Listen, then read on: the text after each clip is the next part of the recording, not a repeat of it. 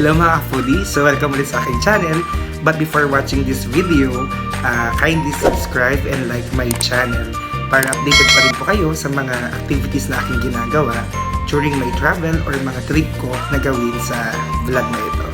So yun nga, so ginawa ko tong video na to para i-share sa inyo experience ko last week dahil pumunta po ako sa Alfonso, Cavite kasi na-inspired po ako maging plantito, no? So humingi ako din ng mga cuttings. So yung cuttings kasi, ito yung mga kinakat natin yung halaman para maparami sila. So from Alfonso, Cavite, dinala ko sila dito sa Maynila para buhayin yung mga halaman at para may alagaan ako, no? Kasi na-inspired nga naman talaga ako maging plantito. At take note, kasi yung hiningi ko doon, walang bayad. Bali, libre lang. So, nakaka-inspire talaga mag-alaga, lalo na pag libre, ano. Tapos, after nun, meron din mga halaman na mabibili sa Tagaytay. So, may mahogany. Actually, murang-mura nga lang siya. Nakabili din ako ng halaman doon na worth 75 pesos. Yung mayana. Tapos, 50 pesos po yung parang pine tree ang itsura. Tapos, meron po yung 50 pesos ulit na parang maliliit siya na halaman. Tapos, pwede siyang paramihin sa pamamagitan na po ng cuttings, no? Tapos bumili rin ako ng lupa at saka paso na pwedeng gamitin para sa pagpaparami ng mga halaman na hindi ko. I-play ko na po yung video para mapanood nyo po yung ganda ng garden na hiningan ko ng mga cuttings sa Alfonso, Cavite.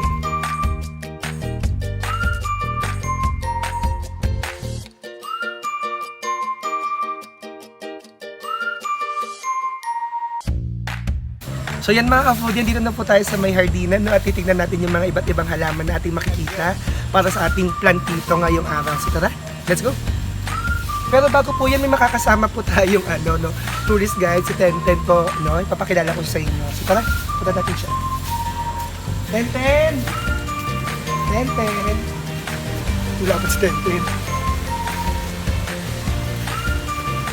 Makikita niyo si Pulgoso. Hi Pulgoso! Say hi to the camera. Come on. Sama ka. So yung makikita nyo, marami na pang mga halaman dito, no? May pinya. Be careful lang sa paghawak ng pinya, masasaksak po tayo yung kanyang dahon. Yan. Kung makikita nyo po, medyo makalat pa yung, yung hardin kasi nagkaroon pa ng bagyo, no? So nagsatumbahan yung mga dahon at yung iba naman nagkaroon ng kalat. So yan, may kasama din po tayo na mag-tour sa atin ng mga halaman, no? Ayan. Ano po ito, Tito? Pomegranate. Pomegranate daw. Ito yung nasa Starbucks, yung tsaa, yung may seeds ng pomegranate, so bata pa siya. Taray, may pomegranate sa may pomegranate sa Alfonso, nabubuhay siya dito. Ito, kiat-kiat. Ito naman daw po ay kiat-kiat, no? Pwede kaya ito sa bahay? Maliit. Bahay dito.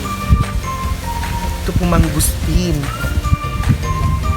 So instead of drinking yung tsaa-tsaa na may mangustin, kumain na tayo ng bunga ng mangustin. Ito bongay pangalan. Ano po pangalan dito? Yesterday, today, and tomorrow. Parang pag-ibig mo lang, no? May yesterday pero wala nang today at wala na rin tomorrow kasi iniwan ka na niya. Oh my God, mahangin. So ito pala ay rambutan. Ito wala guyabano. Oh, guyabano. Alam niyo po bang guyabano panlaban daw sa cancer? So alam niyo ginagawa ko tong dahon, namimitas ako, pinapakulan ko, nilalagyan ko ng brown sugar tsaka honey, ang sarap, no? Tapos panlaban nga sa cancer. No! Ayan, titignan yung mga ka-foodie na meron din sila mga guyabano. Ito, actually madaming guyabano dito, kalat-kalat. Tsaka alam niyo po bang guyabano, good for daw siya cancer. Pero alam niyo ginagawa ko dito, namimitas lang po ako ng andahon. Tapos pinapakulan ko lang siya, nilalagyan ko siya ng brown sugar tsaka honey, iniinom ko siya tuwing gabi. Alam niyo, napakaganda niya sa digestive tract. Tapos, anti-cancer nga daw po siya. Okay? At doon po may mga gabi doon, no? May mga gabi sa likod ng papaya. At may mga nyug din sa taas. Nga lang nakakatakot kasi mahangin, baka malaglagan yung ulo natin ng nyug. Diyos ko, instead na nagpa-vlog tayo, ngayon mapunta pa tayo sa ospital, no? Sa pinakamalapit na ospital. May saging. May saging na siya. Pwede na, pwede na natin mahinog. Pwede na natin kainin yung saging. Meron din bulaklak dito ng violet.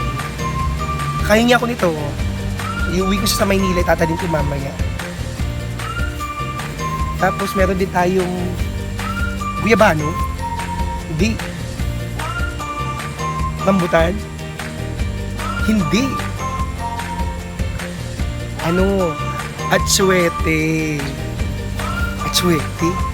Alam mo yung mga nagtitipid, ito yung pinaglalagay sa blush on sa pisngi, no? Atsuete. Dudurugin mo lang yung buto, tapos bababara mo ng tubig, palagay mo na blush on, no? Kakatipid kayo dyan sa atsuete.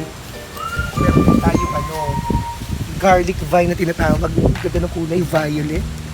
Kasi hindi ito pwede sa bahay, baka mamaya pati kapitbahay namin, gapangan ng vine.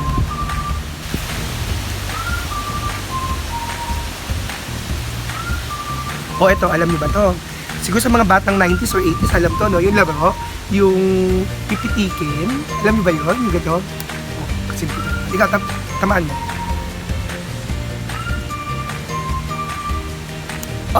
Ako din. Di ba? Ganun siya laruin. Siguro ng mga batang 90s nakakarinig mo. So, meron din po tayong mga puno ng santol, no? Yan, no? Santol. Meron din tayong kamyas, no? So, kamyas, masarap sa sinigang to, no? Or pwede mo papakin, sasawsaw mo lang sa asin. Tapos dito.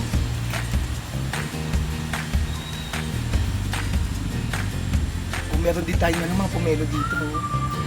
Kapag nagugutom kayo, ready available, no? Pipitasin mo lang, tapos babalatan. Meron ka ng pomelo. May kaibigan ako, hindi alam yung pomelo. Hindi niya alam kung ano yung pomelo. Akala niya orange. May guyabano, no? Sa Maynila, mahal to. Dito, lang, bumubunga lang. Libre. So, kapag hinog na siya, pipitasin mo lang, kakainin mo lang dito, walang bayad. Libre. Ten, ba't mo ako iniwan?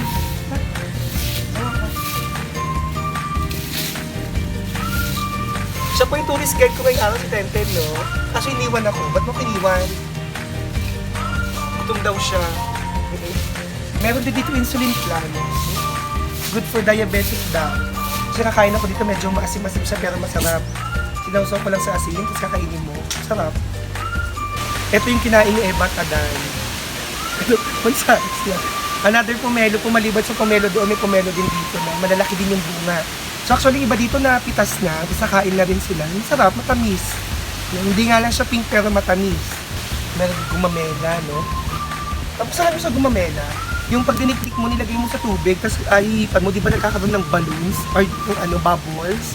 No? So yan, gumamela. Ay, ito maganda to. Ito yung tinatawag na actually nakalimutan ko yung pangalan, pero humingi ako nito, itatanim ko sa Maynila. Papakita ko sa inyo pag nabuhay siya. No? Ganda. Actually green siya ngayon, pero ang color kasi nito si violet. No? So yung dahon niya is green, tapos nagiging violet siya. Ito sa mga taong hindi alam yung kakampihan, no? Meron tayong puno ng balimbing para sa kanila masarap to.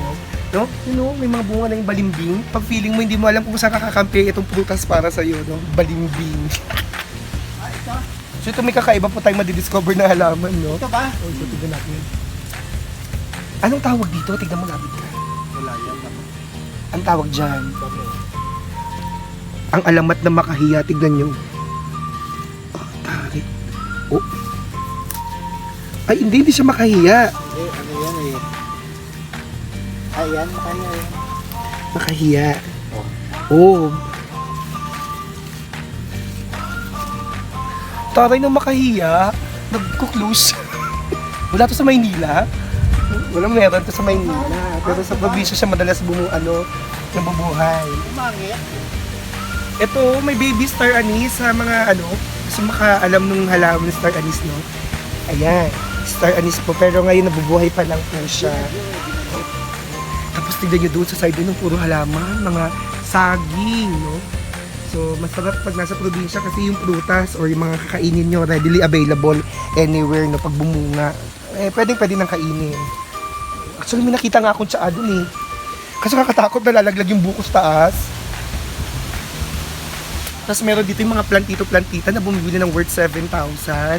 Yung mga malalaki. Ito. Actually dito libre lang, binibigay nga lang sa akin, pinapauwi kasi hindi kasi sa sasakyan kaya di ko makuha. Pero sayang yung 7,000 sa Maynila to.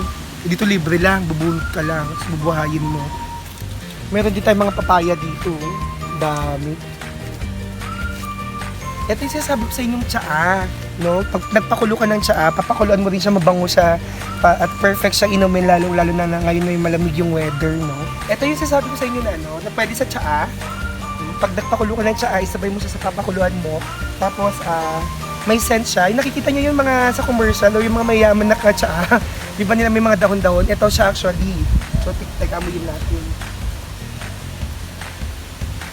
Bango. Bango. Ito guys, yung sinasabi ko sa inyo, plantito sa Maynila na halagang 7,000.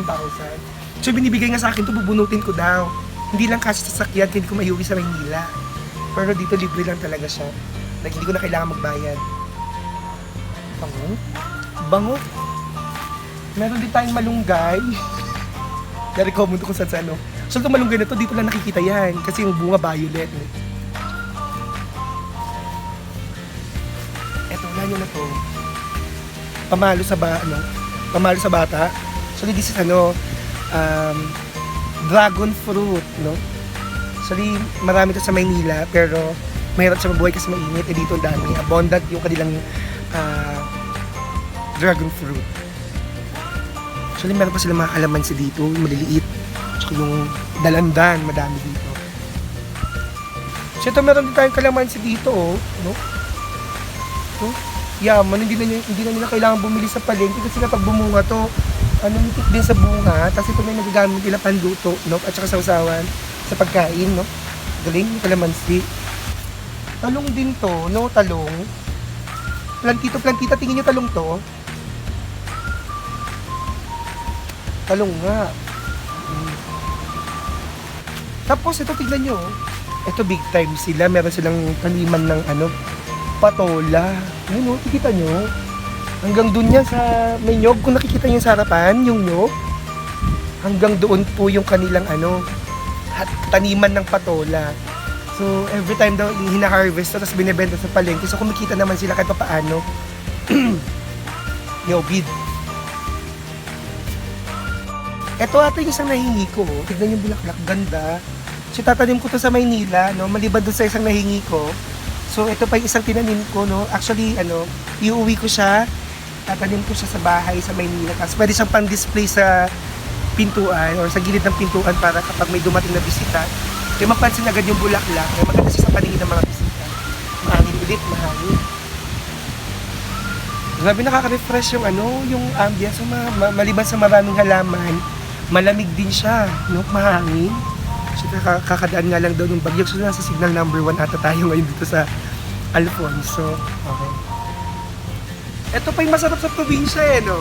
Kapag maliban sa malamig, pwede ka maglagay ng duyan, tapos dito ka matutulog tuwing umaga or gabi. Ganda ng bahay, no? Simple, pero maganda maayos sa loob. Siya maganda po matulog sa loob, malamig, tapos maliwalas. Green, so nature na nature yung kulay.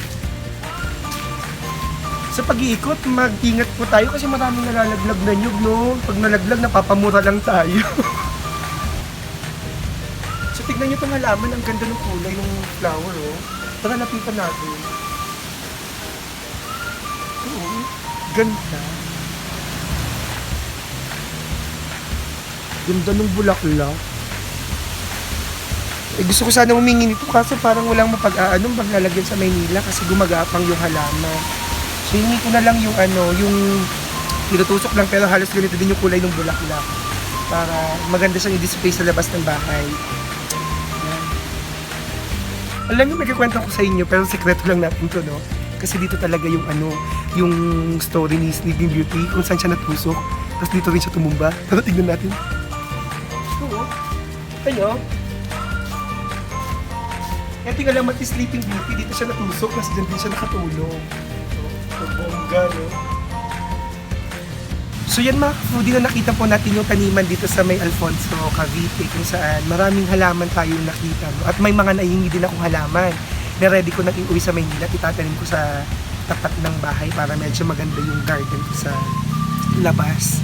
So dahil dyan mga ka-foodie, no, kapag nabuhay po yung aking mga halaman, i-vlog ko po ulit ito at ipapakita ko sa inyo kung ano na pong progress ng aking mga halaman. No?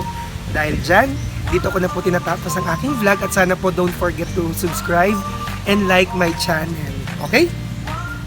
So yan mga ka-foodie, dyan na po nagtatapos ang ating sharing tungkol sa pagiging plantito at sana ay na-enjoy nyo po ang video na to, no?